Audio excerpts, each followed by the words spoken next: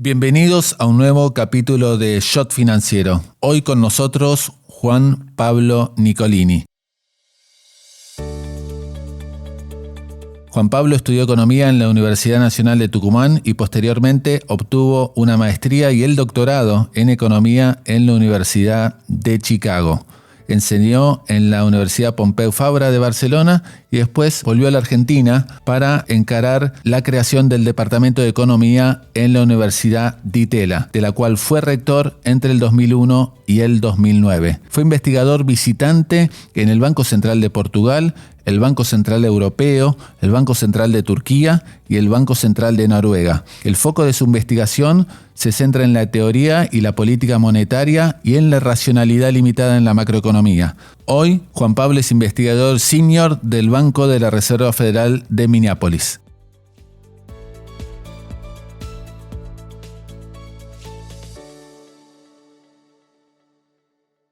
Estás escuchando Shot Financiero con Guillermo Willy Laborda.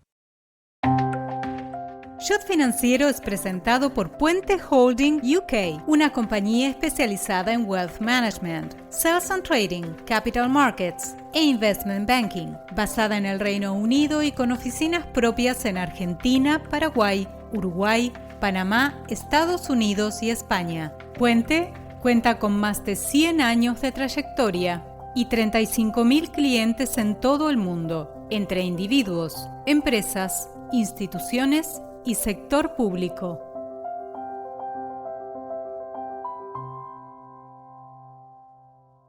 Y ya estamos conectados con Juan Pablo Nicolini. Juan Pablo, un gusto tenerte aquí en Shot Financiero. ¿Cómo andás? Bien, muy bien, un gusto para mí. Juan Pablo, ¿cómo te surgió la vocación por la economía? ¿Ya en el secundario? No, la verdad que fue medio una casualidad. Cuando yo soy suficientemente viejo, con lo cual tuve que rendir examen de ingreso para entrar a la universidad, esto fue durante la dictadura. Sí. Y mi padre, que estaba bastante preocupado con lo que iba a pasar conmigo, mucho más preocupado que yo, entonces me consultó que era lo que a mí más me gustaba, que era matemática e historia, y entonces esas eran lo que se tomaba en ciencias económicas, y mi papá trabajaba en la universidad y él lo conocía a Víctor Elías, que fue básicamente el alma del Departamento de Economía de Tucumán. Yo soy de Tucumán, sí, durante los últimos 40 años, y él me llevó a hablar con Víctor, y yo no tenía ni idea qué era la economía, y en 20 minutos después de hablar con Víctor Elías dije, ok, esto es lo que quiero hacer, y aquí estoy. Mirá qué bien. ¿Qué profesores recordás de la Universidad del Tucumán, que la verdad que es un gran semillero de economistas? Bueno, yo tuve una época bastante dorada. Yo tenía a Elías, que nos daba econometría y desarrollo. Estaba Manuel Cordomí, que hacía economía agrícola y finanzas públicas. Los dos habían hecho el doctorado en Chicago. Estaba Valeriano García, que hacía las teorías monetarias, que también había estudiado en Chicago. Y después estaba Carlos Pucci, que también había estudiado en Chicago. Y estaba Juan Mario Jorrat, él había estudiado en Estados Unidos, no en Chicago, pero también.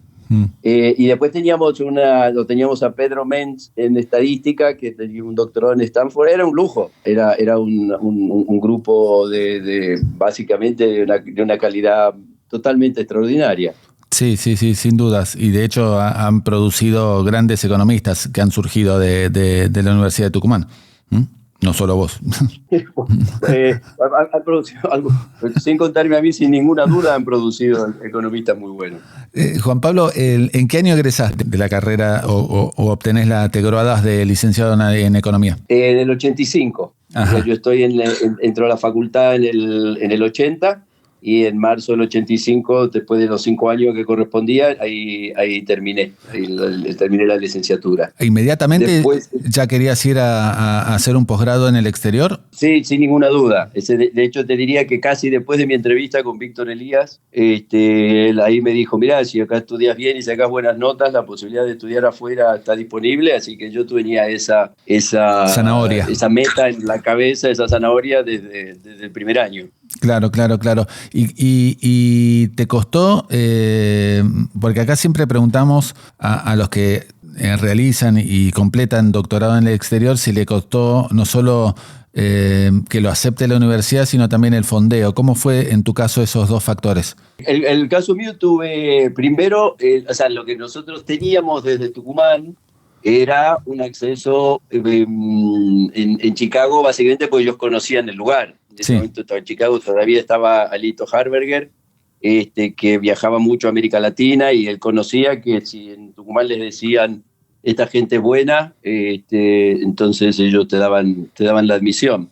Yo tenía una beca parcial de la Universidad de Chicago, y después tuve también mucha suerte porque yo, antes de pasar, yo de Tucumán me fui a Buenos Aires, mi novia estaba ahí, y entonces cursé algunos meses en el SEMA antes de irme. O sea, yo empecé en marzo del 86 en el SEMA, pero en septiembre ya me vine para Estados Unidos. En esos meses, o sea, me llegó la admisión con parte de la beca en marzo, y justo 2 o 3 semanas después tuve la suerte de que Rudy Dornbush pasó a dar clase al SEMA, y entonces le conté, y él conocía gente de la Fundación Ford, y entonces me escribió una carta y la Fundación Ford me dio una beca para el resto. Mirá, pero sí, no era nada fácil, ¿no? Fue las únicas alternativas que tuve. Hoy por hoy es bastante más fácil. Si venís de Argentina, de universidades buenas, las propias universidades te becan. O sea, hoy te diría que en aquella época era más difícil todavía. Ahora, qué bueno que justo te cruzaste con Rudy Dornbush en la previa de irte a Chicago, ¿no? Absolutamente. Sí, eso fue clave. Y contame cuando bueno, te vas a Chicago, Juan Pablo, y venías con buen training, seguramente, ¿no? ¿Te costó los primeros años de la carrera? Mira, ese fue justo en los 80, era la época en donde la macroeconomía estaba cambiando de manera radical. O sea, toda la revolución que había empezado Bob Lucas en los 70 estaba hasta a full force, y particularmente en Chicago. Y en cambio, y todo eso a Tucumán todavía no había llegado. O sea, toda la economía, la macroeconomía dinámica de equilibrio general, yo no había visto nada. Pero tenía muy buena base de teoría y de equilibrio general a partir de Tucumán. O sea, costar sí, uno tiene que estudiar montones de horas por día, pero nunca tuve la sensación de que el tren se me iba. O sea, se podía, con lo que sabía, venía muy bien preparado, venía muy bien en micro, venía muy bien en econometría, y estaba bastante más atrás en macroeconomía dinámica, pero te diría que con tranquilidad. Fue hoy, y de nuevo, hoy en Argentina estamos mucho más cerca de la frontera que en aquella época, con lo cual es más accesible todavía. Y Juan Pablo, ¿por casualidad tuviste algunos compañeros argentinos o de América Latina que recuerdes en el doctorado? De Argentina ninguno, de Argentina yo era el único, pero justo el año siguiente al que estuve yo, estuvo Mariano Tomasi, que es uno de los grandes profesores que tiene la Universidad de San Andrés. Un año antes que yo estaba Edgardo Zablowski, que es el rector del SEMA. Y 2 años antes que yo estaba Jerry de la Paulera, que fue el que armó Ditela. El que armó Ditela, y fue el que me llevó a mí a armar el Departamento de Economía de Ditela.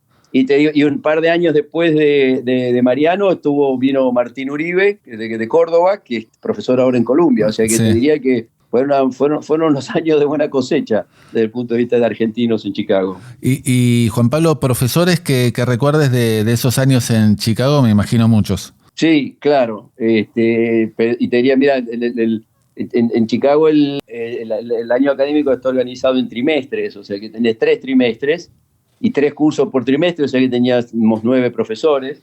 Bueno, y de los 9 que tuve yo, 4 terminaron ganando el premio Nobel después. Supongo que no fue porque fueron profesores míos, pero no es causalidad. Los lanzaste al Nobel.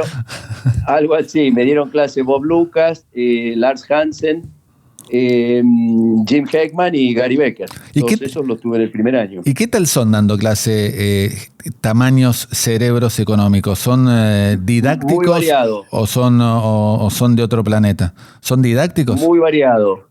Muy variado. Bob Lucas es el mejor profesor que tuve en mi vida.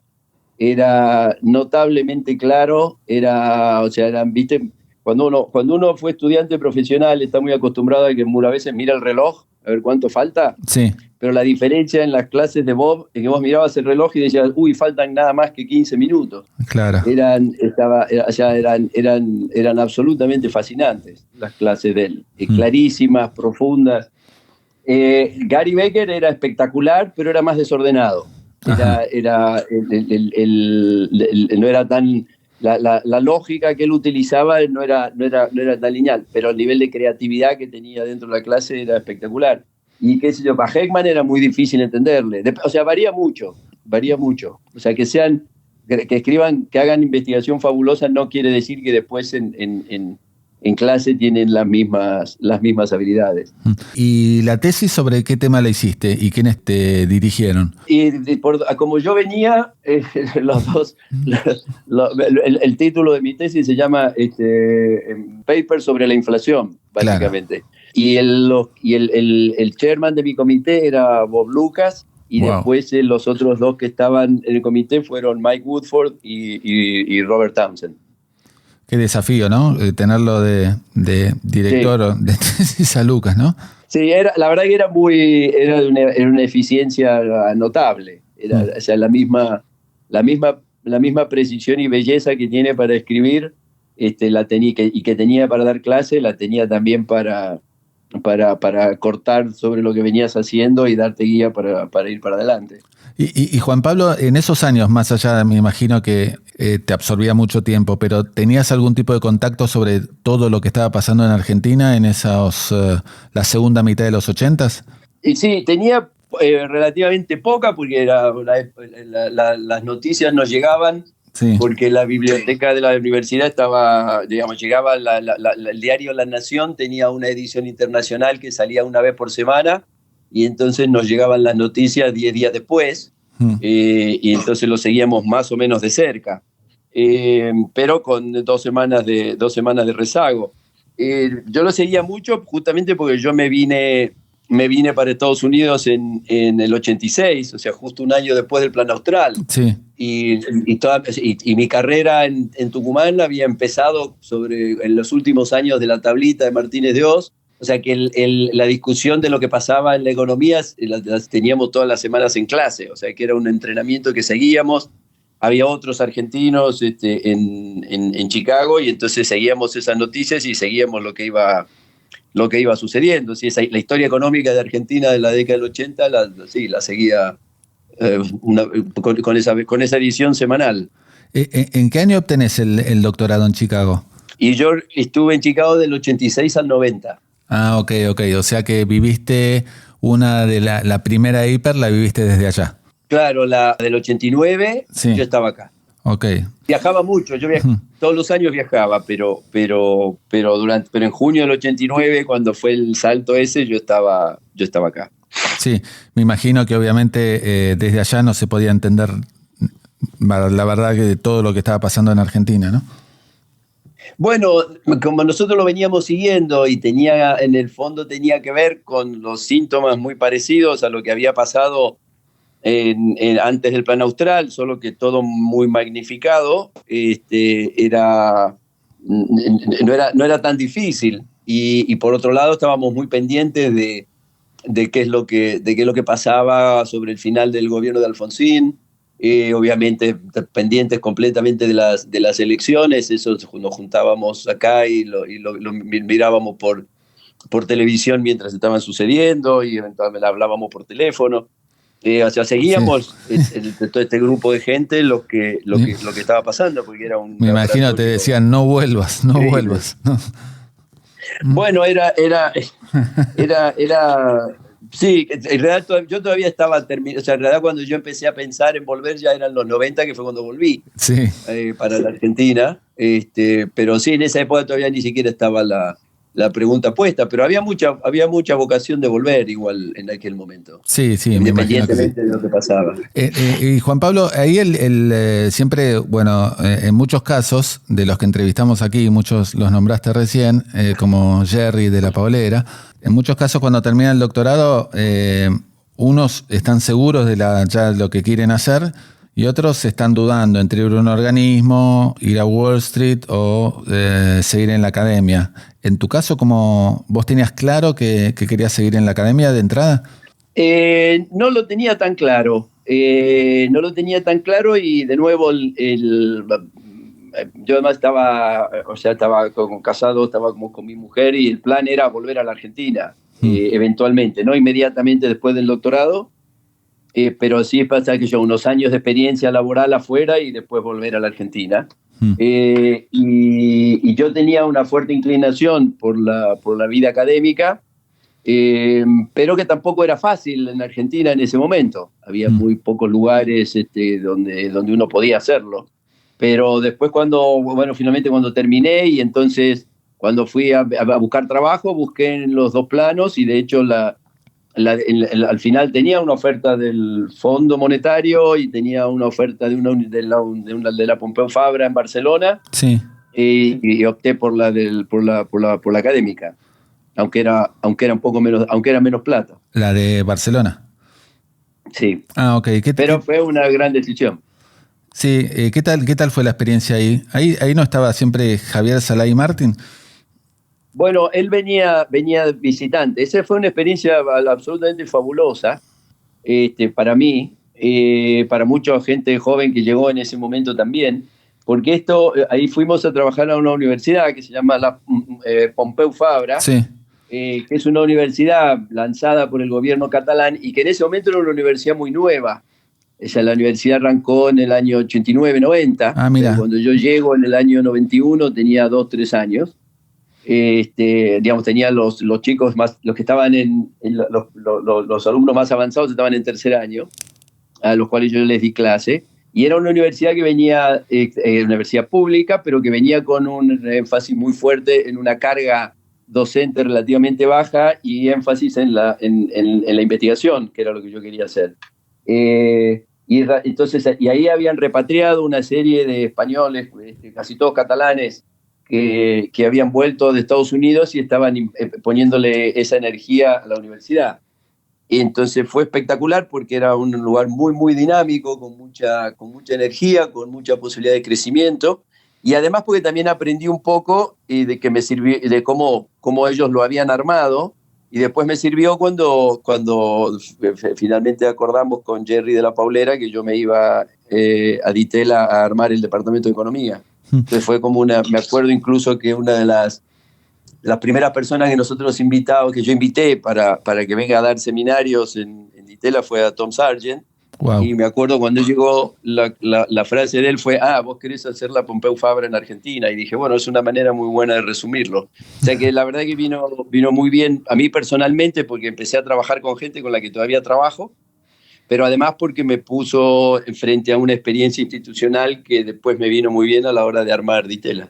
Claro. Perdón, armar la parte de economía de Ditela. Sí, ¿cómo fue esa experiencia? Porque realmente te imaginabas el crecimiento que iba a tener la Ditela, visto lo que es ahora. No, para nada. A ver, conozco todo desde el día uno porque con Jerry nos hicimos muy amigos en Chicago, más allá de que él estaba 2 años arriba mío académicamente y que él terminó 2 años antes de que yo termine, pero nos habíamos hecho muy amigos, con lo cual cuando él empieza los contactos con Guido Ditela para armar la universidad, hablaba yo con él todas las semanas, o sea que él me iba contando lo que estaba haciendo, y cuando él me contó que se iba a volver a Buenos Aires a armar la universidad, yo pensé que estaba loco. O sea, le dije, él estaba dejando un trabajo en un banco privado en Nueva York, donde le estaba yendo bárbaro, para tirarse a hacer esta locura que yo pensé que no tenía absolutamente ninguna chance de éxito. Yo traté de convencerlo de que no lo hiciera. Y gracias a Dios no me hizo ningún caso. Claro, menos mal. Y entonces después al año, cuando él lo lanzó y estaba funcionando, yo visité. Yo iba todos los años. ¿Ahí estaba en la calle Miñones? No, había empezado ahí en donde estaba el Instituto Ditela, casi frente a las Barrancas de Belgrano. Ah, ok, sí. Arranca ahí con 2 aulas que les presta el instituto. Él, José María Guío, que era el vicerrector, y una secretaria. Y consiguieron los alumnos y arrancaron. Fue una, gente como Jerry, eso hay que cuando aparece uno hay que cuidarlos porque hacen cosas que ninguno de los demás mortales somos capaces de hacer. Después cuando vi que las cosas estaban funcionando, entonces él me empezó a convencer para que yo fuera para allá, a armar el departamento de economía, y es lo que hice en el año 94. De hecho, yo llego a Ditela cuando Ditela, los alumnos que habían entrado estaban en tercer año, igual que cuando llego a la Pompeu Fabra. Mirá qué casualidad. Solo que 3 años después. Y de nuevo, cuando yo me largo para ahí, dije, bueno, vamos a probar. Pero la diferencia entre la locura de él y la decisión mía es que yo iba a seguir teniendo una vida académica. O sea, si todo ese proyecto salía mal, yo a los 3 años me podía volver a Barcelona, o sea, yo seguía haciendo lo mío. Sí. Jerry puso su vida detrás del proyecto de la universidad, con lo cual el riesgo personal que él tomó cuando tomó esa decisión es muchísimo más grande que el que tomé yo. O sea, que y no era imposible imaginar que el exitazo que iba a tener. A ver, suponíamos que acá, haciendo las cosas de calidad te tiene que ir bien, pero que saliera tan bien, tan rápido, no, yo creo que la verdad no, cuando estuve con Jerry las últimas veces no le pregunté esto así, pero qué sé yo, capaz que él sí se lo imaginaba. Pero la capacidad que tenía Jerry para empujar, armar y convencer era, sí, impresionante. Era casi una droga, era verlo, droga para nosotros, digo, ¿no? Sí. Ver el entusiasmo de él y porque además después conseguía las cosas. Mira, un minuto para contarte una anécdota. Los que quieras, Juan Pablo. Esto, yo voy para ahí a armar el departamento de economía. Y en ese momento la escuela de negocios se había habido a alguien y se estaba yendo y necesitaba Jerry buscar a alguien para que dirija la escuela de negocios, que es un tema bastante más complejo que un departamento de economía, que tiene los posgrados, en fin, una serie de dificultades adicionales. Y yo estaba en ese momento con Fernando Álvarez, que es profesor en Chicago, sí, y que visita la universidad, somos amigos, estábamos trabajando, y viene Jerry a la oficina, y me dice, tengo la solución para la escuela de negocios. Y nosotros miramos, qué bueno, ¿quién? Y me dice, Federico Sturzenegger. Nosotros lo miramos con Fernando diciendo, Federico en ese momento era el economista jefe de YPF, sí, estaba por irse a San Andrés, tenía la posibilidad de hacer lo mismo que estaba haciendo yo en el departamento de economía, pero en San Andrés. Yo dije, ¿por qué Freddy se va a meter con una escuela de negocios? Y Jerry nos dice, no se preocupen, ya armé un almuerzo con Freddy para dentro de un par de días y vamos los 3 y nos juntamos con él. Y yo dije, bueno, vamos a acompañarlo. Y claro, salimos del almuerzo y no nos quedó la menor duda que Freddy iba a venir a ser el decano de la escuela de negocios en Ditela. Efectivamente lo hizo y lo hizo de manera espectacular. O sea que el Jerry veía cosas que los demás no teníamos capacidad de ver. Qué genio. ¿Y ayudó en tu regreso, Juan Pablo, a la Argentina el hecho de que la economía argentina, por lo menos en esos años 93, 94, ya estaba por lo menos encarando una serie de reformas importantes? Sí, sin ninguna duda, porque en ese momento la ambición nuestra ahí en Ditela, que bueno, eso después cambió con la realidad nacional, pero la ambición nuestra era que Ditela contratara en el mismo mercado donde contratan las universidades norteamericanas. Y de hecho nosotros pudimos repatriar a Hugo Hoppenheim, que era profesor en Rochester, y Hugo Hoppenheim se vino y estuvo profesor full time en Ditela durante varios años. Y cuando lo trajimos le hicimos una oferta que era atractiva, comparable con lo que él ganaba en Estados Unidos, que era bastante más alto que el salario del rector, y eso lo podíamos hacer porque la economía iba razonablemente bien. Y a lo que estábamos proyectando justamente era que después pudiéramos contratar y ahora entre graduados nuestros, más de otras universidades de Argentina, vos debes tener por lo menos 25 argentinos, entre argentinos y argentinas, en departamentos de economía fantásticos de aquí de Estados Unidos, y el plan, la fantasía, la utopía era que uno iba a poder pagarles salarios competitivos para que vuelvan a la Argentina. En los 90 eso lo pudimos hacer. Sin dudas. ¿Y qué te parecía lo que estaba pasando en Argentina en esos años? La convertibilidad, la gran cantidad de reformas que encaró Domingo Cavallo inicialmente. ¿Cómo lo estabas viendo en ese momento? De manera fantástica. ¿Te la imaginabas también la velocidad que estaba tomando ese tipo de reformas? Bueno, en el caso mío es medio más tramposo, porque cuando yo me fui para allá cuando ya estaban hechas. O sea, yo no es que aposté a que se iban a hacer. Yo me vuelvo en el año 94, o sea que en realidad llego a la Argentina unos meses antes de la crisis que tuvimos en el 95, de la cual además salimos, creo que fue la primera vez en la historia macroeconómica argentina desde que yo nací, y nací hace mucho tiempo, en donde el que apostó al dólar perdió. La salida de la crisis del 95 era la sensación de que no nos paraba nadie, estábamos creciendo al 7-8% por año. Yo creo que en ese momento no había nadie. Después hubo, con el diario del lunes, uno puede ser crítico del déficit, uno podría haber imaginado que esos años, en el 97, 98 y 99, nosotros teníamos un déficit de 0, por ahí la realidad hubiera sido distinta y podíamos haber evitado la crisis del 2002. Pero yo creo que sin ninguna duda el nivel de aumento en calidad de muchas cosas que sucedió en la década del 90 es claro, y muchas de ellas además perduraron.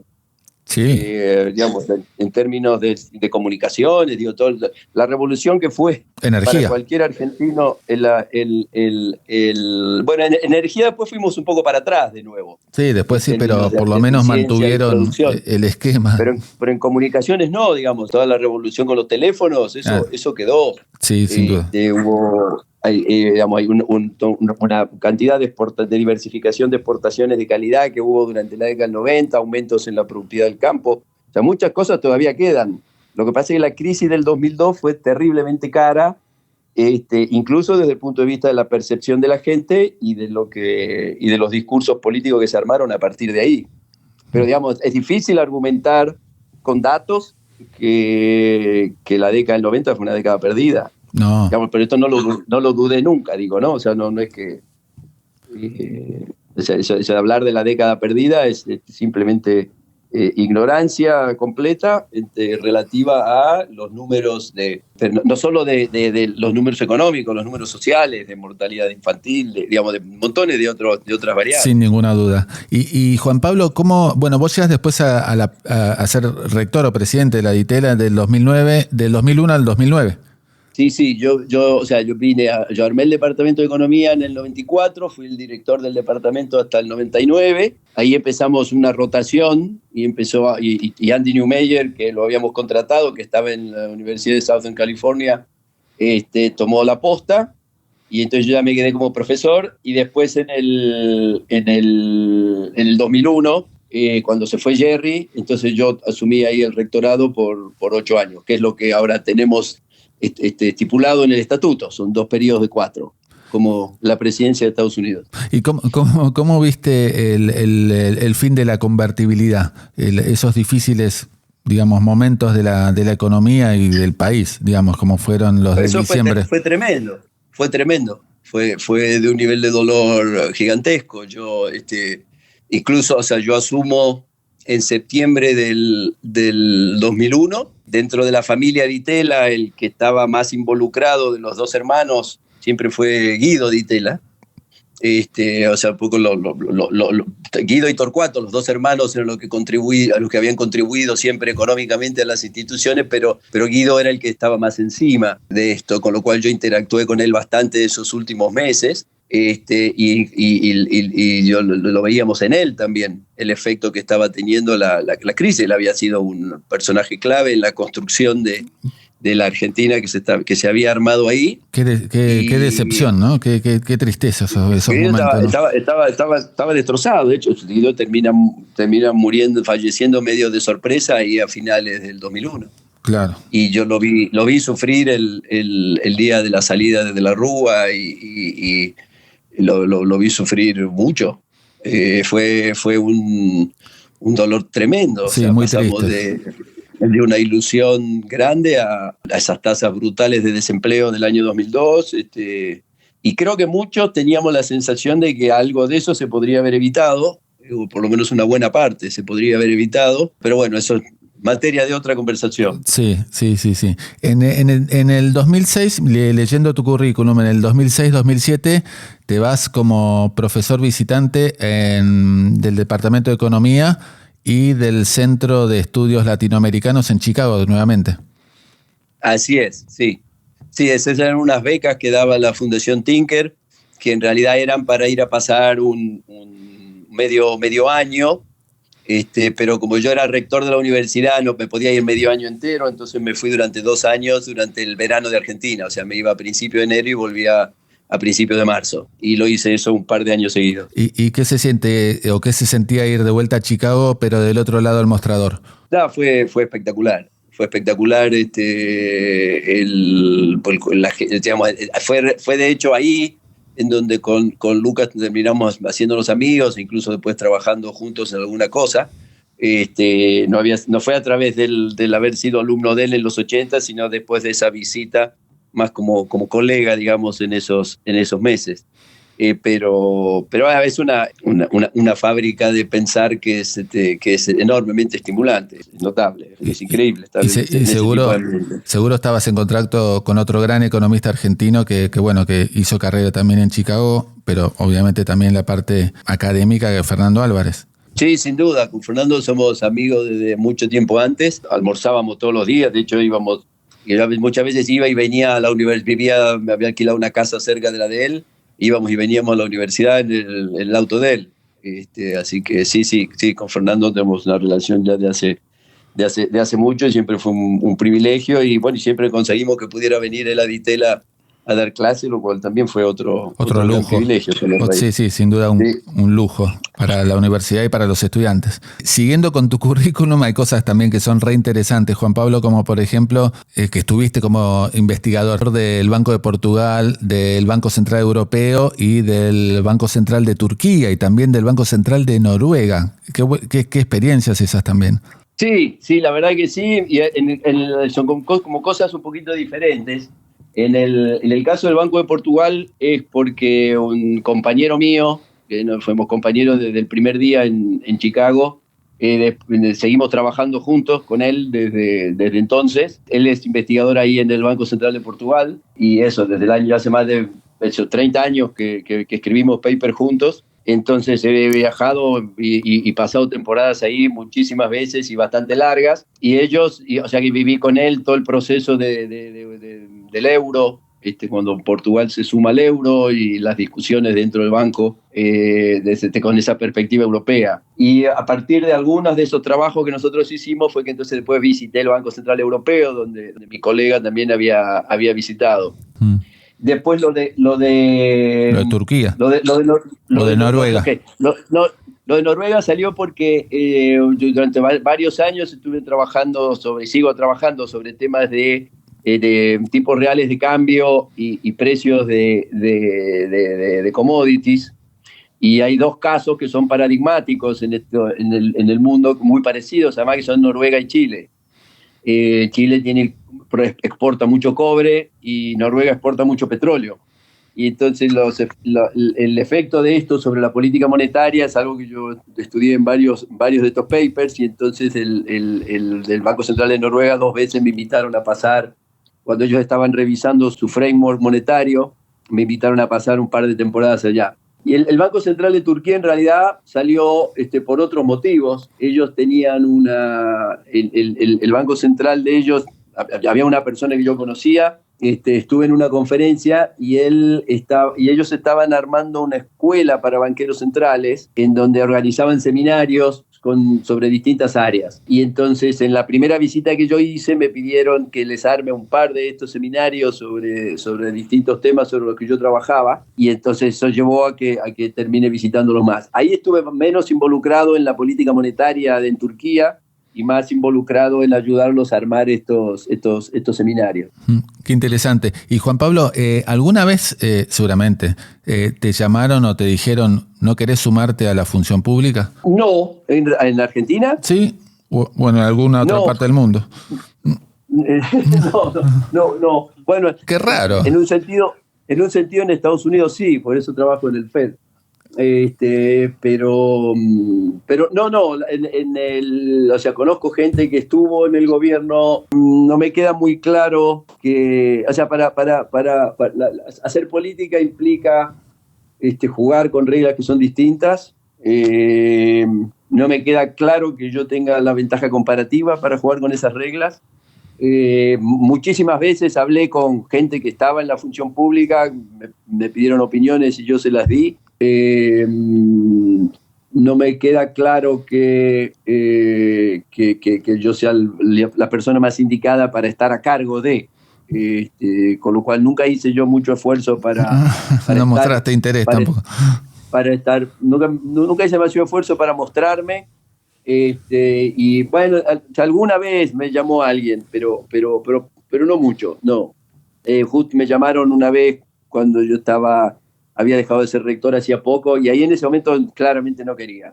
O sea, no era, ahí era el rectorado había sido un poquito desgastante personalmente para mí, entonces la verdad no tenía ganas en ese momento. Y después de nuevo, no hay gente que le gusta más que a mí y que está más dispuesto a jugar con el juego de la política, que no es el mismo juego que cuando escribimos papers. Claro. Qué sé yo, a mí cuando presento algo y me dicen eso está mal, yo digo, tenés razón, me equivoqué, si tienen razón.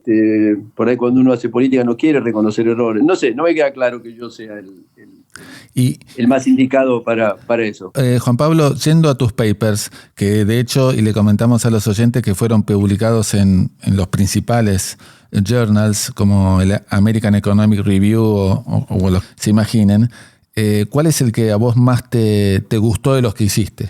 Es difícil porque ahí tienen distintas génesis, distintas construcciones, pero hay uno que tiene la gracia lo que lo voy a llamar la gracia del discovery, y es que estábamos buscando una cosa y algo no salía, y algo no salía, y algo no salía, y eventualmente terminé dando cuenta por qué no salía, y entonces terminé resolviendo un problema que no era necesariamente el que estábamos resolviendo, y esa sensación fue particularmente gratificante. Y ese es un paper que escribí justamente con Pedro Teles, que es mi colega en el Banco de Portugal, y con Isabel Correia, que también es del Banco de Portugal. Ese está en el Journal of Political Economy y se llama algo así como Equivalent Results on Optimal Fiscal and Monetary Policy. Pero ahí me imagino el tema principal para el que no está, digamos, recién está empezando la carrera de economía, ¿cuál fue el tema de ese paper? Básicamente hay toda una literatura que enfatiza que cuando vos tenés precios que no ajustan inmediatamente, entonces el problema es de política óptima, de qué es lo que quiere hacer el Banco Central en coordinación con los impuestos que pone el Tesoro. Es un problema que es como muy distinto, es como de una naturaleza diferente y que tenés que pensar desde otro lugar. Y básicamente, en el fondo, básicamente lo que hicimos en ese paper es integrar toda la teoría de política monetaria y fiscal óptima con precios flexibles con los modelos de precios rígidos. Y mostramos cómo dentro de la misma forma de pensar el modelo, podés aplicarlo a los dos casos sin que no son tan distintos como parece. Por eso se llama equivalent result. Mira. Pero después hay otro que es el que escribimos con Lucas, que básicamente tiene que ver con, usamos teoría para mirar la demanda de dinero, que los datos decían que hacía cosas muy, muy, muy raras, y entonces había habido algunas reformas en la década del 80 que había hecho acá las autoridades bancarias, y entonces trabajamos con un modelo muy sencillo que estaba en la literatura, que había escrito Prescott, y el modelo implicaba que si hacíamos un ajuste con los datos, entonces todo tenía que salir perfectamente bien en la curva, y cuando hicimos el ajuste en los datos salió perfectamente en la curva. Eso también fue fabuloso, ver que un modelo muy sencillo te puede capturar esos patterns en los datos fue también un gran momento. Y Juan Pablo, mirando tus pares en el mundo académico de América Latina, ¿cuáles vos admirabas? Bueno, claramente Guillermo Calvo fue siempre el uno. faro que nosotros mirábamos, ¿sí? sin ninguna duda. Y en esa generación te diría que era medio único porque porque después había economistas muy buenos dentro de la región que hacían combinación de policy con algunos libros que escribían, pero en términos de alguien que tenía una carrera académica tan impecable como la de Guillermo, pero que además, por otro lado, sus papers marcaban que era un latinoamericano y que miraba problemas que eran los problemas que teníamos en Argentina, yo te diría que en ese sentido era casi único. El otro que admirábamos mucho era Rolf Mantel, que no tenía por ahí el impacto que tenía Guillermo en la cantidad de papers publicados, pero que había hecho vida académica desde la Argentina y era muy, muy reconocido por su trabajo. Yo diría que esos eran como los dos más grandes. Después, dentro de la región no había muchos que tuvieran, te diría yo, el macro por lo menos, el brillo que Guillermo tenía. Uh-huh. ¿Qué análisis hace, Juan Pablo, de digamos la diferencia que hay en lo que es Argentina en materia económica y la calidad de economistas que produce? ¿Por qué existe esa brecha, digamos, de una economía tan, sobre todo en los últimos 20 años, tan deprimente y descolgada, si querés, también del resto de los países de la región versus el nivel de los economistas que tiene? Creo que pasan dos cosas. Una de las primeras cosas que pasa es la causalidad exactamente inversa. Sí. Yo creo que justamente porque la economía en Argentina y salen los diarios, a los chicos que están terminando el secundario les atrae como problema para pensar. Exactamente. Nosotros seguimos recibiendo en Ditela para estudiar economía pibes que son de una velocidad enorme, o sea, tenemos gente que es mucho mejor que nosotros. Tenemos exalumnos que están en UCLA, en MIT, en Berkeley, o sea, en los mejores congresos y departamentos vas a encontrar algún argentino más joven que yo, al que le está yendo muy bien. Entonces yo creo que simplemente al ser un problema tan grande a nivel nacional, nosotros atraemos, por ahí pibes con el mismo IQ en Estados Unidos, o se van a los negocios o se van a física. Y yo creo que nosotros atraemos justamente gente así. Y la otra cosa que sucede es que en otros países de la región, como México y como Chile, son países que después arman espacios. O sea, si vos vas a estudiar afuera, haces un doctorado y sos de Chile, entonces la posibilidad es que después termines en el board del Banco Central o el Ministerio de Economía o el Ministerio de Finanzas son bastante altas, hay mucha permeabilidad. Eso en Argentina no, entonces hace que si vos sos argentino y te vas a estudiar afuera, volver al país es mucho más difícil. Y entonces el hacer la carrera académica después aquí en Estados Unidos también tiene un atractivo especial. Claro. Pasa un poquito también con los italianos. Hay muchos italianos muy buenos en Estados Unidos en la academia, pero no tienen mucho lugar si quieren volver a Italia. Claro. Bocconi y no mucho más. Una sola pregunta sobre el momento actual. ¿Te genera esperanza lo que está viviendo hoy Argentina? Bueno, absolutamente. Buenísimo. Absolutamente. Yo creo que aquí la gran noticia que viene por partida doble es que este año vamos a tener superávit fiscal. Y viene por partida doble porque este presidente ganó las elecciones anunciando que iba a hacer esto. O sea, yo creo que este es mi contrafactual. Yo creo que si la Argentina hubiera tenido superávit fiscal del 1% por año desde el 93 en adelante, hoy todavía teníamos la convertibilidad. Wow. Y seguramente tendríamos un ingreso per cápita por lo menos del doble del que tenemos ahora. Entonces yo creo que si pasamos de tener déficit crónicos a superávit crónicos, nos tiene que ir mucho mejor, independientemente de que este gobierno maneje bien o mal la política, de que se quede o que se vaya. Yo creo que hoy el superávit fiscal es un valor para el votante mediano, y mientras mantengamos eso, es difícil pensar que nos va a ir mal. Sí. Es como que vos tenés un pariente alcohólico y deja de tomar. Totalmente. O sea, solo tiene que mejorar. Exactamente. Y me da la sensación también, creo que vos acabás de decir lo mismo, que la sociedad cambió en ese sentido. Claro, yo creo que si fuera solamente el presidente ahora que hubiera anunciado otra cosa, lo está haciendo y todo el mundo está a los gritos, bueno, entonces depende de que este presidente tenga éxito. Que eso hay que verlo si lo tiene, porque hay problemas políticos de todo tipo.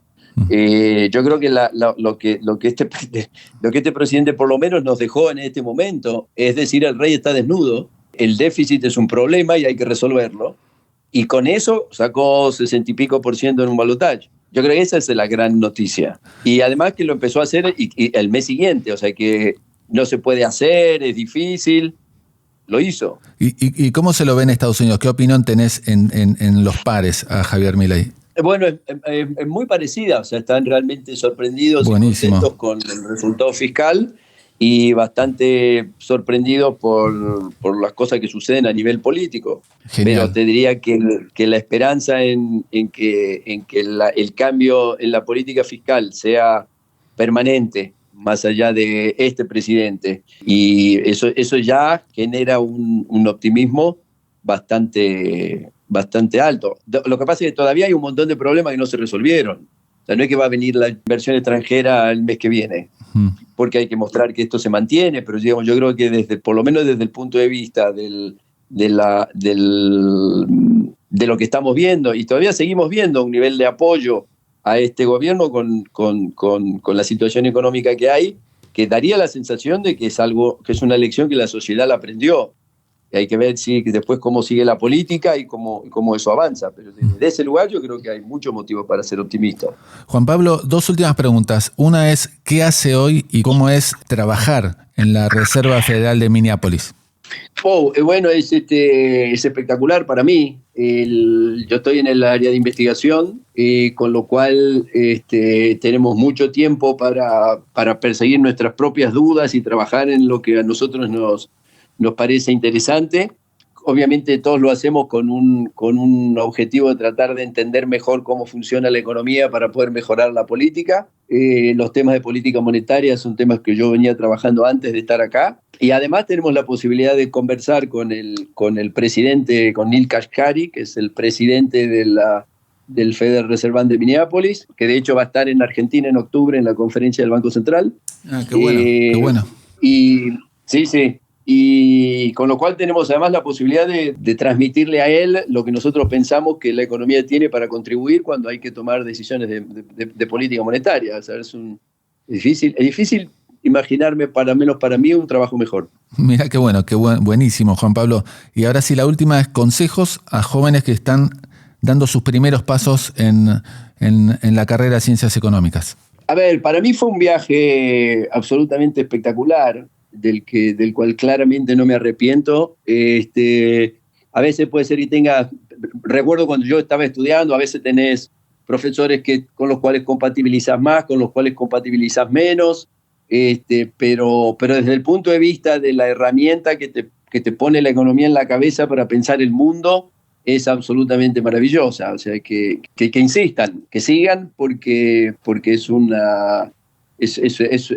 viaje de ida. Una vez que empezás a pensar el mundo desde la herramienta que te pone la economía en la cabeza, la vida es una experiencia más interesante. Juan Pablo, mil gracias por tu tiempo, por este diálogo tan enriquecedor y bueno, felicitaciones por todo lo que has hecho. Realmente tu currículum es impresionante y de vuelta, muy enriquecedor este diálogo con nosotros. No, Willy, un placer y bueno, ojalá se diviertan los que lo escuchen. Bueno, abrazo enorme. Bueno, abrazo grande. Gracias. Propósito, actitud, resultados. Liderazgo modo Geneia.